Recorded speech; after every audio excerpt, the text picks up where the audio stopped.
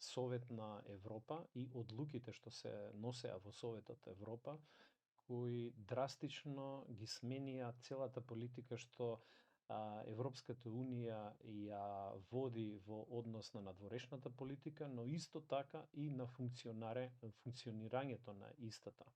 И ова веќе не е прв пат, него ова веќе неколку пати ова се случува. Имено, сето тоа нормално има репрекусии за нас, Западен Балкан, како и Македонија, и исто така репрекусии каде води ова, односно каде води оваа Европска Унија. Од една страна истата се милитаризира, води прокси војна со Русија и од друга страна се повеќе и повеќе задлабочува во таа војна и во таа кал, како што исто така ја осиромашува европскиот граѓанин и европската економија која има климав раст околу 2% исто така инфлацијата, но главно прашање е каква репрекусија има во однос на нашите аспирации што се едно и политички, а и национални. За таа цел, мене ми е многу драг гостин, амбасадорот Ристо Никовски. Добре дојде, амбасадор, уште еднаш. Добро најдош. И драго ми е што, и многу сум горд што си овдека да гостин на нашава емисија. Значи, тоа е моето задоволство. Драго ми е. Значи имавме ја не би рекол дека е преседан во склопот на Советот на Европа, меѓутоа репетиција на носење Европски совет, да. Репетиција на носењето на одлуки внатре. Тоест, сите одлуки во однос на надворешната политика се едногласни. Да. Тоа е правилото внатре, но веќе втор пат, минимум втор пат, првите беа со санкциите, 17-тите или 16-тите санкции, кога требаше да се нанесат на Русија, наводно, кога тие конечно ќе добијат резултати, а гледаме дека нема никакви резултати од санкциите, но тогаш го замолија Орбан да излезе да испие кафе, они да гласаат сите заеднички за новите санкции на Русија, но сега гледаме дека раздорот внатре во Европската Унија е многу поголем. Односно, се донесе одлука за финансирање на војната за 2026 и 2027 година, 90 милиарди евра, од кои првата транша ќе иде идниот април, а одлуката за тоа е неедногласна, тоест Чешка, Словачка и Унгарија не беа против, но не гласаа. Какви се репрекусиите и што значи ова не за тие беа Европска? против, само најдо решение. Да. Вие го спомнавте случајот кога го испрати Орбан на пиење на кафе. Да. Тоа не е исклучок. Тоа е само едно преодно решение, затоа што Орбан не се спротивстави, не беше против. Тој беше, што би рекле, парламентарно беше воздржан. И за да не биде воздржан таму, зашто едногласностите, како што рековте точно, надворешно политичките одлуки во Европската Унија, решенија се донесуваат едногласно. Да. И да се премости тој случај, го пратија се да пие кафе, а он да се спротивставеше, он ќе останеше таму и ќе беше против. Значи, он не беше против, велам, воздржање, али и тоа кај нив не е предвидено, бидејќи е во принцип едногласност. Апсолутно. Меѓутоа, преседанот е направен прв пат, всушност, кога на еден поинаков начин, кога Словенија блокираше Хрватска. Да. Тогаш тие се сочија со проблем, имаше Македонија блокирана, кога беше Хрватска блокирана, Европската Унија се покажеше неефикасна, нефункционална, и што направија?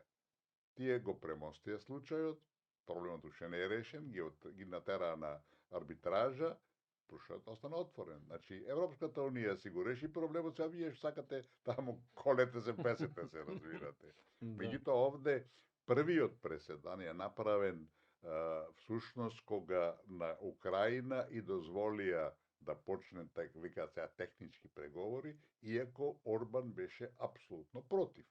Значи, те и тоа го премостија. За случајот на Македонија нема решение, за Украина има. И вториот, ова што велите вие, кога три земји беа против, значи Унгарија, Словачка и Чешка беа против кредитот за Украина и што да направи Европската унија, значи без унитарност, односно без консензус, тие три држави ги ослободи од обврските, значи вие сте надвор од тоа, не ве допира, а ние одиме со тоа. Тоа покажува апсолутно игнорирање на основните принципи, разбирате. Така да, тоа е нов случај кој покажува дека Македонија е неприфатлива за Унијата, бидејќи за нас нема решение, напротив, се оди против Македонија, се прави против Македонија, а за се друго се наоѓа решение. Така да Европската Унија покажува не само двојни стандарди во овој случај, него една апсолутна недоследност и апсолутно негирање на нејзините фундаментални проблеми. Овие фундаментални правила. Да, и тие се базирани на правила на двојни стандарди. Најчесто, за жал. Но геополитиката... Ние сме најчесто жртва на тие двојни стандарди. Да, и ова само покажа дека геополитиката, а не заедничките европски вредности се примарни. А тука ние сме губитник. Затоа што ние со нашата големина и што немаме стратешки пријател, секогаш ќе бидеме од другиот страна на барикадата. Да, барикадата, каде што секогаш ќе губиме во однос на сите други интереси. Сега се прашува кои се репрекусиите за идната европско владење и носење одлуки. Дали вака можеме да имаме функционална Европа и може Европа да иде напред, или ова е само еден уште подлабок чекор кон разединување, а може би и до солуција на Европската Унија. Не. Затоа што фундаментално имаме фундаментално имаме различитие носење на одлуки, што не е случај, што кој е спротивно од начелата и принципите и начинот на носење одлуки. Видите, прво се вратиме на корените. Зошто е денеска Европската Унија во едно расуло, во еден хаос, во една ситуација кога е срамота да бидеш дел од Унијата, разбирате, нешто невидено, надвор од умот, што би рекол народот. Знаете, факт е дека до доаѓањето на Трамп, до неговата револуционерна промена на американската надворешна политика пред се во однос на Русија, и тој обвине Америка, отворено о Америка и Џо Бајден, демократите, и на некој начин иако и директно и индиректно и Зеленски, односно Украина, за војната. И тоа е факт, мислам. Секој што ги разбира работите, му е јасно дека војната, руско-украинската војна беше всушност војна меѓу Америка и Русија, кај што беше Украина само една колатерална штета, разбирате, и кога тоа го најави, го декларираше, го постави на маса Трамп, Европската Унија, која до тогаш беше апсолутен слуга, апсолутен сервис на политиките на Вашингтон, знаете, одеднаш се најде во небрано. Тие, ако истовремено ја променеа својата политика према војната во Украина и према, разбирате, состојбите во однос на Русија и сите тие нивни санкции и така натака, ќе се видеше дека се слуги на Вашингтон, разбирате. Така да тие беа во небрано, иако веднаш продолжа да поддржуваат сосема спротивна политика на Вашингтон, ќе се видеше дека продолжуваат да бидат слуги. И тие во таа ситуација, знаете, и суетите, и достоинството и така натака, све им беше загрозено, и тие нивни политички личности, што решија, разбирате, да се конфронтираат со Америка и да продолжат да сакат да војуваат со Русија. Што е надвор од умот, разбирате. И во таа констелација на односите почна една апсолутно, велам, надвор од умот европска политика која никаде не води. А сега ќе ви цитирам две изјави на Бисмарк, кој пред 150 години беше еден европски лидер, кој има кажано, вика: тајната на успехот во политиката е добар договор со Русија. И уште една друга изјава која денеска ја сретнава, ми е постара изјава, Вика, не се надевајте дека кога еднаш ќе искористите слабоста на Русија, постојано ќе добивате и собирате дивиденди. Русите секојаш доаѓаат по своето. А да само ова да го знаат овие европски лидери, кои од една страна, разбирате, ја уништуваат унијата, меѓутоа и сите нивни лидери, од Макрон до Мерц и таката, ги уништуваат и своите држави, разбирате. Тие, Европа не може да биде ниту обединета, најмалку може да биде обединета, не може да биде ни безбедна, ни просперитетна, ни функционална без Русија. Русија има преку 40% од територијата на Европа, разбирате. Русија е огромна, вкупната територија преку 17 милиони квадратни километри, разбирате. И тоа е земја богата со што не. Најбрзиот развој на Европа последниве 10-20 години беше базиран на ефтините суровини енергенци од Русија. И што направија тие, да речем, какви европски лидери, се откажа од тие своји бенефиции во основата, разбирате. Затоа што спроведува американска политика. И се смени таа американска политика, тие не знаат што да прават, разбирате. Смешно, жалосно, трагично, али тоа е тоа. Значи, во суштина, Америка ја смени политиката, Европа се опитува да изиграва некоја своја улога, која е апсолутно надвор од умот погрешна, разбирате, и не дова сите во еден ќор сокак, разбирате, кој де факто, ако вака продолжи, ќе биде трагично. Европа не може да... Прво е безсмислено надвор од умот, и Путин тоа го порача. Руската федерација шомајка бара, да извините на израз, во Европа. Па има територија 18 милиони, разбирате. Што ќе е повеќе квадратни километри? Што сака да води војна, улична војна за Париз или за, не знам, за Балтичкиве држави? Слушайте, Америка, Русија може, иако се на воен план не се покаже многу во Украина, разбирате. 4 години војува и малку има освоено, разбирате. Да беше Русија толку супериорна војна. Русија не може да изгуби војната. Меѓутоа, Русија сепак покажа големи слабости во војувањето во Украина, бидејќи, како што гледаме, за 4 години малце успеа. Значи, тука има проблеми кои Руската Федерација мора да ги размислува, да ги анализира и да бара решение, сваќате. Меѓутоа, пред малку зборувавме, тие Одеса веројатно тешко ќе одат на Одеса, бидејќи и ова што го сака Донбас пред се, тие уште 20% или 25% територијата на Донбас немат освоено, разбирате. А тие јасно кажуваат, нема мир, додека не се освои целиот Донбас, разбирате. Украина тешко дека ќе прифати такви територијални отстапки, поготово делови кои не се освоени, разбирате. Тоа значи дека војната ќе трае. Ќе трае на штета на сите, разбирате. Меѓутоа, напорите на Вашингтон да се најде решение се апсолутно позитивни.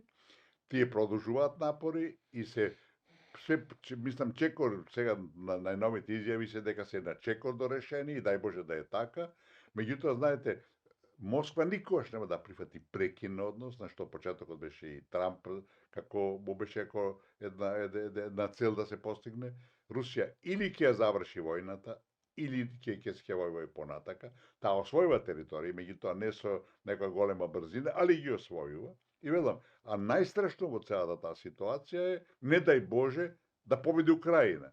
Знаете, прво тоа е невозможно. Да. Меѓутоа, ако тоа, не дај Боже, се случи, Русија ги употреби нуклеарно оружје, разбирате. Русија има огромни жртви, огромни штети, разбирате, и затоа и Русија беше во право. Русија беше во право кога го тргна во таква една операција. Јас не поддржувам војна во никој случај, меѓутоа НАТО да влезе... Оваа војна беше испровоцирана. Русија беше испровоцирана и немаше избор. Јас секогаш потсетувам во 1962 година, во октомври поточно. Разбирате, Америка откри дека Советскиот сојуз, воден од Хрушчов, имаше поставено ракети на Куба. Јас сум службувал на Куба, сум бил во тоа место кај што беа ракетите, разбирате. Прв пат и до сега, единствен случај, светот беше донесен на работ од амбис од нуклеарна војна. Америка јасно стави до знаење. Не може да има непријателски ракети на нејзината граница. Од Куба до Америка. На западната хемисфера. Така. Истото сега се случува во однос на Русија. Сака да влезе Украина во НАТО и да НАТО ракетите бидат на руската граница. Тоа е неприфатливо, разбирате. Така да и овој Джефри Сакс и многу американски аналитичари тоа многу јасно го објаснуваат, разбирате. Ние како македонци или не знам други луѓе, него и американци сами кои се објективни, кои ги ценат работите. Така да Русија немаше друг избор него да преиде во една таква акција. И добро е што Америка е заинтересирана и што ја промени политиката во однос на Руската Федерација. Знаете, во Америка е долгорочно тој антируски сентимент. Да. Тој креатор е всушност Бжезински, да. Збигнев Бжезински, еден пољак, разбирате? Ниокон. Да. Кој на времето во 70-те години на врвот беше како советник за национална безбедност на Картер, разбирате. Да. И тогаш што ја креираше тај, една негова книга е Шаховската табла, еден навистина изумореден надворешно политички, не е памфлет, него една анализа, разбирате. И од тогаш тоа ги задои сите американски think tankoви за една антируска политика, разбирате, и тоа трае и денес. И денес трае, да. Меѓутоа, Трамп со овие, велам, историски промени се ова. Да, апсолутно. И треба да кажеме на гледачите на работа, затоа што мислам дека немат и чувство колку се овие историски моменти. Значи, кога се работи за американската надворешна политика, таа е како да водите еден носач на авиони. Значи, вие идете право, може да идете лево, десно 2, 3, 4%, но не идете 180%. А кога идат 180%, ова е 360. Тоа значи дека е историски момент. Назад, разбирате. Да. И затоа ги гледаме да се промените што доаѓаат, се спори од почеток. Да, точно. Треба време. И треба време, да. Но треба да признаеме дека се ова историски момент. Историски, знаете што?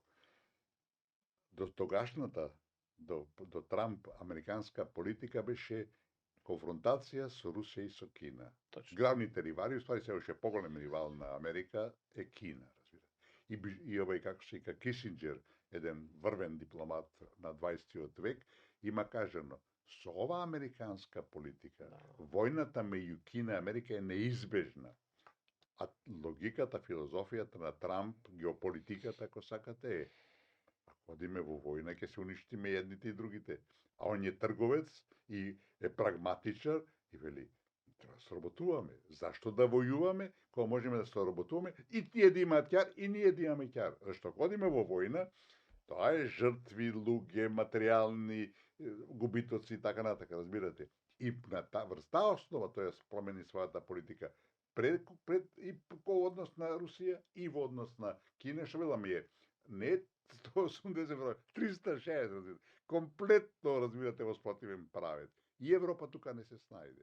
Место да го зграпчи тоа, бидејќи реков, Европа без Русија е изгубена, неупотреблива, разбирате. Па 40% прво територијата, преку 40% од руската територија и сега со овие делови од Украина и може 45 ке фатат, че пола територија Европа е Русија и ти сега со неја да војуваш. Надвор од умот, безсмислено. И во таа констелација на односи, велам, Трамп, иако е контраверзен, иако има некои работи со кои човек не може да се согласи, прво, велам, он е трговец, он е човек со големо и широко искуство, беше и на телевизиски лајт шоу ги водеше и учествуваше, разбирате. Така да има еден спектар на природи, филозофии кои се апсолутно позитивни, иако може да одат и по погрешна насока, како што беше со тарифите, царините и така натака.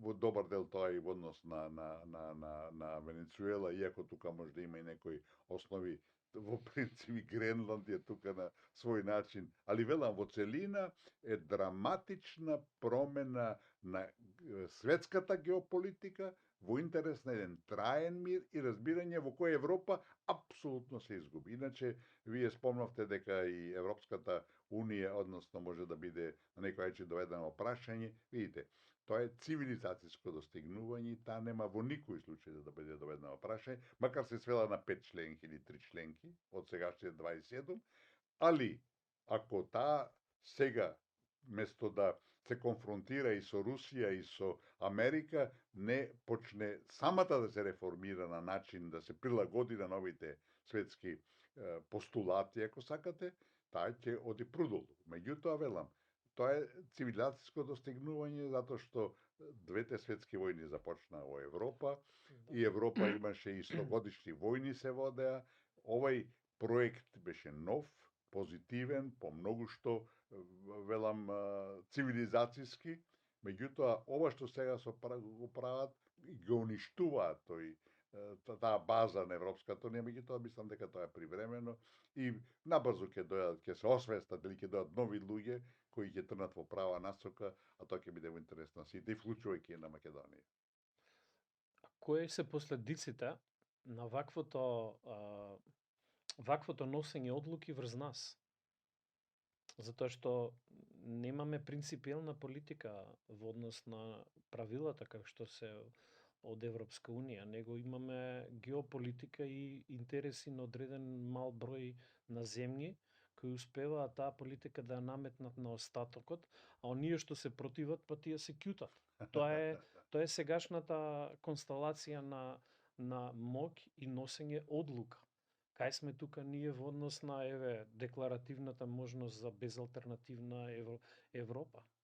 Видите, македонската политика, заслепеност, ако сакате, со Европската Унија и со Соединените Американски држави, не доведе во ќорсокак. Мислам дека, прво, лично сметам дека членството во НАТО беше грешка.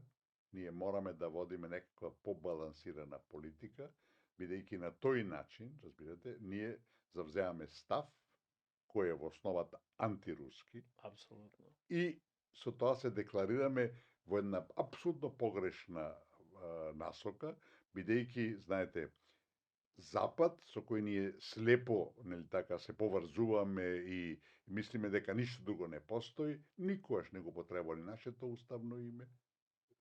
Тие не прекрстија де факто. Тие никогаш не рекле македонски народ, никогаш не рекле македонски јазик. Се тоа го избегаваат, разбирате, на еден софистициран начин на кој ние го почитуваме. Едина држава во светот, важна и главна, ако сакате, за која нема проблем, нема никаква дилема дека сме ние македонци, дека нашиот јазик е македонски, дека нашата историја е македонска, дека Кирил и Методи биле македонци, разбирате, е Русија. И ја признава Македонската православна црква. Видите, значи, сето тоа е аргумент кој е неспорен. А ние место тоа, ние целосно се идентификуваме со европската надворешна политика и безбедносна, која е антируска, поготово сега, разбирате. Сега, апсолутно. И оди со санкции и така натака, а ние немаме ни потреба такво нешто. Да бевме членка, па да мораме, кечиш, тука сме сега, немаме. Ние не сме членка, а ние место да тука го бараме нашиот интерес и тука го бараме нашиот максимален простор за опстанок и за просперитет и така натака, ние сме се фатиле како слеп за стап, разбирате, и поддржуваме све против Руската Федерација, што е надвор од умот. Ќе ви кажам еден случај, во една прилика, може има и 10 години, со еден висок руски дипломатски представник со кој сме пријатели одамна, правихме муабет, така јас му велам, слушај, Руската Федерација се држи настрана, игнорира Македонија, ништо не прави во однос на Македонија. За некои принципиелни прашања кај што нема дилема, се држите настрана, не реагирате, не поддржувате. А знаете што ми одговори тој? Рече, а вие што правите, рече? Во Москва, рече, нема ни еден македонски дипломат. И се што сакате повеќе. Ме матираше, разбирате. Покажува дека нема политика, разбирате. А јас бев околу 2 години бев во Руската Федерација амбасадор, никаква македонска политика немаш. Разбирате? Јас се расправам со нашите, разбирате, затоа и ме вратија, де факто. Реков, дајте луѓе, што сакаме ние од Москва? Немаше одговор, разбирате. Ни тогаш, а тоа беше пред 20 години, разбирате, или да, пред 20 години беше. Ни денеска немаме. Не, сега има една антируска политика од наша страна. Мислам, нема политика позитивна, нема политика која е одржлива и издржлива. Ние Дали е погрешно што фактот што ние доброволно ја следиме европската надворешна политика? Затоа што ние не сме членка на Европа. Немаме таква обврска. Немаме обврска, тоа е само на членките внатре. Точно. А ние тоа го правиме, а они нас не удираат вето. Велам, ние сме заслепени сме во однос на Брисел и до сега беше и во однос на Вашингтон. Меѓутоа, од другата страна, ништо не добивавме, напротив, непрекрстија. Сите наши голготи, од самиот коренот на нашата денешна несреќа и трагедија е суспензијата на нашето уставно име во Советот за безбедност. Кој го направи тоа? Грција? Да не бидеме смешни. Грција не беше членка на Советот за безбедност. Тоа е американско дело. Или еве да го поставиме спротивно. Ако Америка беше против Македонија, беше инвалидизирана со таа одлука, разбирате? Таа одлука беше апсолутно нелегална и во Советот за безбедност за членство наше надвор од уставот, повелбата на Обединетите нации ни постави уште два додатни услови. Разбирате? Нелегално. Сега, ако американската политика беше во принцип, ево, нека не беше против нас, разбирате, нека беше неутрална, немаше да прифати таква одлука, разбирате. Значи, креатор на сето тоа е американската политика. И знаете, еден факт кој малку се знае, американскиот амбасадор во Обединетите нации е член на американската влада, со која председава председателот. Да, он го... Да, не во сите администрации, има кога некојаш тој не е член на владата, али генерално и во пракса е член на владата. Значи, Обединетите нации се за американците една главна алатка. И тие доминираат целосно и во Советот за безбедност, и во сите институции и нивоа, нели, во функционирање, во Генералното собрание и така натака, и така натака. Така да, нашите голготи, клучот, коренот е во суспензијата нелегална нашето уставно име и историско име во Советот за безбедност. И тоа се провлекува до денеска и сите последици голготи се во однос на тоа. За сите тие голготи стои Вашингтон, тука нема никаква дилема. Враќајќи се на Европската унија и нивниот непринципиелен начин на водење на внатрешна, надворешна политика, носење одлуки кои се спротивно од фундаменталните европски повелби. Јас од една страна гледам само тој процеп што внатре владе и раздор да се зголемува на разни ситни структури кои се, дали се поголеми или помали, кои се водени прво од своите национални интереси, а потоа и некои интереси, групации споредбени со земјите кои имаат таква некој интересно влијание. Но ова е многу опасна, не би рекол опасна за нив, може би за нас и добра тенденција да кредибилитетот и идните одлуки да бидат контрадикторни на секоја политика она што ја водат. Што тоа значи? Пример, имаме од една сега геополитичко една пуш, една буткање од нивна страна да Западен Балкан биде дел од Европската Унија. Меѓутоа, внатре, ако ги гледаме што се случува со Макрон, Мерц, тоа се едни слаби влади кои немаат поддршка. И се помалце има. И се помалце. И Австрија, ако ве гледате вие европски барометар за поддршката за проширување, имаме апсолутно поголемиот дел на французите да они не сакаат да слушат за поддршка за проширување, а од една страна имаме Европска комисија која, видите, парадира секој денов дека ќе има проширување, европски вредности кои ги нема, кои апсолутно нема.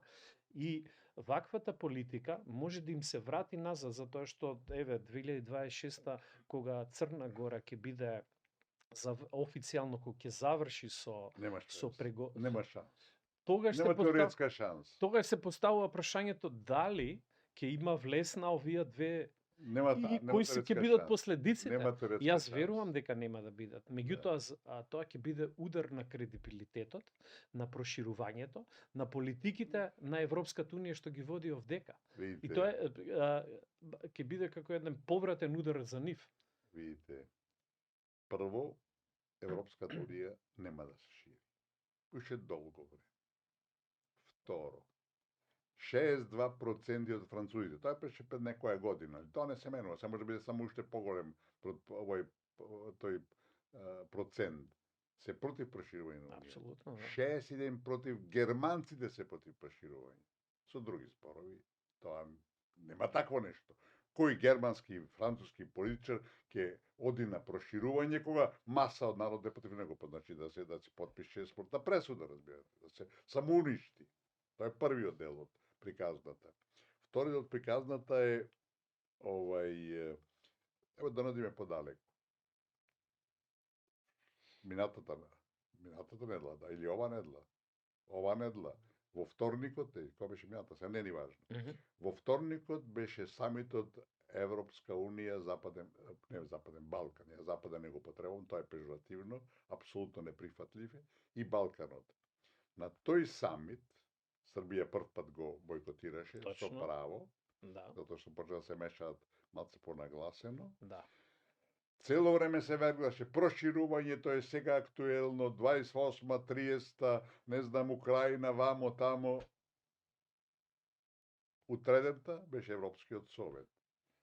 90 милиарди се одобри. 90 милиарди, тако нефункционалноста се покажа која три земји. Четвртокот беше заедничкото соопштение, финалниот заклучок, ако сакате, тој самит. Знаете како е проширувањето? Окафо е за проширувањето. Документот не е многу голем, али за проширувањето е, ајде нека биде 10 реда. И знаете како гласи? Не. Вика, и земјите кандидати и Европската унија треба да се реформираат пред проширувањето. Што значи тоа? Нема проширување. Никогаш. Да. А сега ќе ви кажем уште еден детаљ кој е исто така клучен. Франција беше прва, Макрон со новата преговарачка рамка постави ствари услови кои никој не може да ги помине. Да. Тоа е факт кој никој не навлегува во деталите, али тоа е апсолутна вистина. Шолц, предходниот германски канцелар, рече многу јасно и тоа на совет некој пак балканско европски и така натака рече. Сите балкански држави во пакет ќе влезат во Унијата. Неговиот наследник Мерц во коалицијскиот документ кој го подпиша партиите кои го формираа владата стои балканските остатокот, значи 6 држави сме, ќе влезат во пакет во Унијата. Што значи тоа? Никогаш. Косово 5 ако е во пакет, тука и Косово. Не може да кажеш некоја 5 плюс 1 или нека. Балканските кандидати и Косово е кандидат. И тоа во дипломатскиот речник значи нема никогаш да влезете. Значи, никогаш. Точно. 5 држави од Европската унија не го признаваат Косово. Значи Косово нема теоретски шанси да влезе. Да зборуваме и каква е ситуацијата во Босна, на пример. Босна се уште од тие четвртиот столб на фон дер Лајен, тие 6 милиарди што се за не така за побрз напредок на Западен Балкан, на Западен Балкан, се уште ние некои пари веќе добивме, не многу големи, не добивме веќе нешто. Босна уште нема поднесено предлог, нема поднесено ни документ со кој ќе се квалификува, разбирате. Значи, ако велат сите заедно, тоа за други зборови читај, никогаш. И тоа е факт, разбирате. Значи, тоа е ситуацијата. Тоа ќе биде еден удар на кредибилитетот на Европската унија, не кај нас. Кај нас нема, мислам, кај народот, може политички, но тоа пред себе тука се Црна Гора и Албанија. Замислете, они веќе ги отворена сите поглави се отворени. Каков ќе биде? Тоа ништо не значи. Тоа ништо не значи. Знаете, на крајот од денот Турција од колку време преговара, разбирате. Јас не исклучувам можноста Не верувам за Албанија, али не исклучува можноста сепак да ја примат Црна Гора. 600.000 луѓе, ништо, разбирате, една улица во Брисел или Парис, разбирате, што се вика, а ќе демонстрира дека, еве, не е мртво проширувањето. Тоа може да го направат пак од политички причини, што еден голем дел од одлуките во Брисел се донесуваат на политичка основа, како што е сега со Украина, сите одлуки се. Ти Украина да ја пуштиш на брза трака према Македонија, према Унијата, а не Македонија и не знам кој друг, разбирате, покажува дека се работи за не чисто политичка, него за, не знам, нешто што е надвор од умот. Украина не може да во војна е, а ти ќе ја примаш во Европската унија. Значи тоа и велам и на крајот денот Украина нема никогаш да ја прима заради заедничката земјоделска политика. Ја примат ли Украина, Европската унија ќе се претуба од глава на нозе, разбирате. Напоку све ќе биде. Пара Франција нема никогаш да дозволи. Така да, дали и Албанија евентуално, како и што и Албанија, колку се неполни 2 милиони сега со иселување да се таму, дали не ќе ја примат со тој начин да го затворат Јадранскиот брег, разбирате, зашто Бугарија и Романија ги прима во Европската унија во НАТО, ради Црното море и браникот према Русија. Русија, затварањето на Русија, разбирате, обколување на Русија. Дали и ова ќе го направи, зашто Јадранското море останува отворено уште во Црна Гора и од страна на НАТО веќе е тоа покриено, или од страна на Унијата не е. Дали тоа не сум сигурен, али јас лично не верувам дека Албанија дека ќе ја примат, не верувам, иако Еди Рама прави чуда, спремење на се, за да успее, и алал да му е. Црна Гора, велам, исто се труди све тако, ја фалат, меѓутоа на крајот од денот кој ќе дојде до одлука, 2 земји ќе се јават или една и нема, разбирате. Велам, Турција веќе крена рацио тоа, дека јасно е дека нема никој да ја примат тоа што се муслимани и така натака и така натака. А велам, од сите аспекти објективни, проширувањето на Унијата е нешто што евентуално ќе дое на дневен ред после 20, 30, 40 години. Значи, со други зборови, никогаш од денешна гледна точка. Но во нашиот дневно-политички живот, медиумски, политички и било каков дипломатски, економски, социјален, невладин, на било која основа ние сме обсипани со една избезумена агенда, наречена Европска унија. Да луѓето, тоа веќе толку излитано да многу луѓе веќе не можат да слушаат, затоа што гледаме една реалност, таа што е каква што ја објаснувате ви и што ја кажувате, меѓутоа од друга страна овдека се што се прави е па да се иде кон Европската унија. Видите, ориентацијата да бидеме дел од Унијата е апсолутно прифатлива и позитивна, меѓутоа не со никој случај по секоја цена, бидејќи до сега тие се спремни, тоа бугарите, Стојанов, бугарскиот председател, прв де факто ни порача дека Македонија во Унијата, да, македонизмот никако. Значи, ние можеме да влеземе во Унијата само како некои зомби, не македонци. И тоа се потврдува во меѓувреме. Видите, тоа се разузнавачки информации кои како председател тој ги имал и свесно, несвесно му каже тоа после кога стана, кога заврши мандатот, не така. Значи, покажува дека Унијата нема да дозволи ние да влеземе како македонци. А тоа е американската политика.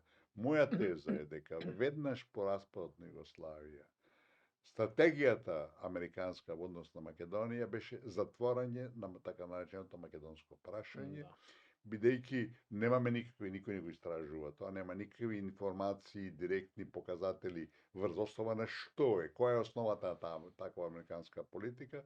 Меѓутоа, онака по логиката на нештата, тоа е затоа што ние сме биле секојаш бурето барут, ние сме биле секојаш јаболкото на раздорот на Балканот, сите наши соседи имале аспирации и према народот, и према територијата, индиректно, нели така? И веројатно концепцијата била, ако сакаме на било кој начин да го стабилизираме Балканот, треба да се затвори македонското прашање.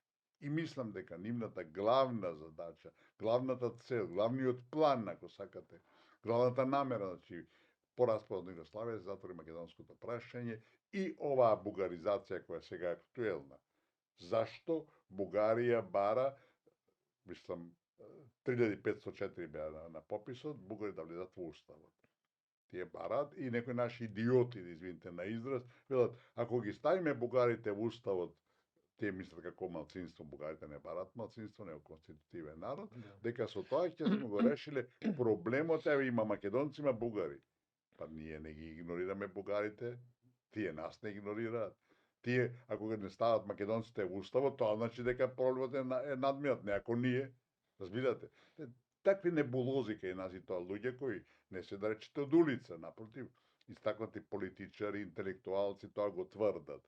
Значи, бугарското внесување на бугарската ултиматум, разбирате кој е сега, веќе европска политика, тоа сега се констатира и Желјасков му го плесна во лице на Мицкоски во Брисел сега, значи тоа е веќе европска политика, значи де факто бришење на македонците, а калкулацијата е со тие, некои викаат 110, а бугарите викаат преку 200.000 издадени пасоши на македонски граѓани, кои сите потпишувале дека се бугари по род, разбирате, што е манипулација дозволена од Брисел, не случајно, пак по тој концепт кој диктиран од преку океанот, значи, и во таква ситуација, дозволиме ли ние да влезат бугарите во уставот, тоа е тројански коњ натре, бугарски тројански коњ, кој утре ќе речат 200.000 пасоши пута 3 членови на семејството, 600.000. И она што е Охридскиот рамковен договор сега, ќе биде играчка во тоа што ќе бараат тие, бидејќи де факто македонци ќе нема, и тоа е дефинитивно рушење на македонската држава и неизина бугаризација. Ние по никоја цена не смеме да дозволиме да бугарите влезат во уставот, велам, во било каква формулација, во било какво сегашно или утрешно така важење на таква промена на уставот. Во никој случај не смееме, разбирате. И затоа, ако сакаме да излеземе од ќорсококот во кој сега се наоѓаме, единствен начин да се повлечеме од вториот протокол со Бугарија, кој е катастрофален, предавнички и со кој де факто Македонија е ставена во една неприфатлива ситуација, во еден тежок ќорсокак, разбирате, под ултиматум да менува устав и со една преговарачка рамка која е апсолутно неприфатлива и со која Македонија нема никогаш да влезе во Унијата. Значи, ние треба да наставуваме да влеземе во Унијата, меѓутоа со ова преговарачка рамка нема теоретска шанса дека тоа ќе успееме и во овој момент, иако мнозина мислат дека е клучен проблем наш промената на уставот, не е. Утре да го смениме уставот, од заутре да важи таа промена, ништо нема да ни донесе, бидејќи преговарачката рамка во која бугарите успеа на еден фасцинантен начин, бидејќи позадината беше таква, да ги вметнат сите своји фантазмагори, историски синдроми во однос на Македонија, ние де факто никогаш нема да го постигнеме целта која сакаме, разбирате. Така да Бугарија заврши својата работа, Европската Унија заврши својата работа со нашиот подпис на министерот Османи на 17. јули 2022 година со вториот протокол и ние сме сега во небрано и ние сме на потек. Ако вака оставиме, ќе одиме продолу и никаде нема да стигнеме. А вториот протокол е нов договор, знаете. Вториот протокол е анекс договор. Али видите, тој договор, тој протокол е записник, значи не е никаков договор, што е многу лесно и едноставно, и кои договорите не се никакви свети книги и Библии, разбирате, ние можеме со една нота да го откажеме тој и да почнеме од почеток. Откажеме ли вториот протокол, паѓа во вода и ултиматум за уставот промена, и паѓа во вода и преговарачката рамка, и Македонија ќе може да почне на една нормална основа да се движи према Унијата. Треба да направиме све што за да влеземе во Унијата, велам. Таа е сега во тешка криза, меѓутоа тоа е цивилизацијско достигнување и ќе обстои во каква е друга форма и така натака со реформи и има многу користи да бидеме дел од неа, меѓутоа не по секоја цена се разбира. Амбасадоре, благодарам многу на вашето излагање и така перфектно и одлично да го елаборирате целата оваа меѓународна позиција на Европската унија визави нас, светските рамки, Русија и така натаму. Јас се надевам дека пак ќе бидеш мој гостин овдека во иднина. Ова се историски моменти што ги живееме. Точно. Тие истите само ќе се продлабочуваат и ќе се развиваат во правец кој што јас се надевам дека еден ден ние ќе бидеме сепак победници, а не Ќе победиме губитници. апсолутно. И едно знам дека само со упорна истраена борба ние можеме тоа да го постигнеме, без разлика колку сме мали, колку сме можеби немоќни и неуспешни во тоа што го правиме. Меѓутоа со едно добро формулирана национална стратегија и артикулација пред нашите пријатели, непријатели или па неутрални, можеме да ја ствариме нашата цел. Од нас зависи, знаете, Македонија мора да успее и ќе успее, нема да биде лесно, меѓутоа, знаете, прво мора меѓу себе да расчистиме, да се обидеме да постигнеме што поголемо единство внатрешно, бидејќи ова што сега се случува, поделбата пред се во македонскиот политички блок е катастрофална, од наша штета, и да макар минимум заедништво постигнеме, да излеземе заеднички на меѓународната сцена. Успехот ќе дојде од себе, али прво е потребно да се формулира политика, после тоа да се изгради стратегија и се заедно, разбирате, да се пласира на еден недискутабилен начин, бидејќи сите аргументи се на наша страна и треба да ги искористиме. Македонија ќе успее, нема да биде лесно, али тоа ни е изборот од кој нема смееме да бегаме и мораме да бидеме посветени и спремни за борба, а велам, победата ќе биде неизбежна. Беше задоволство да бидам гост во вашата емисија. Благодарам, амбасадоре. Благодарам што не следете во овој интересен разговор, а до следното јавување ви пожелам се најдобро.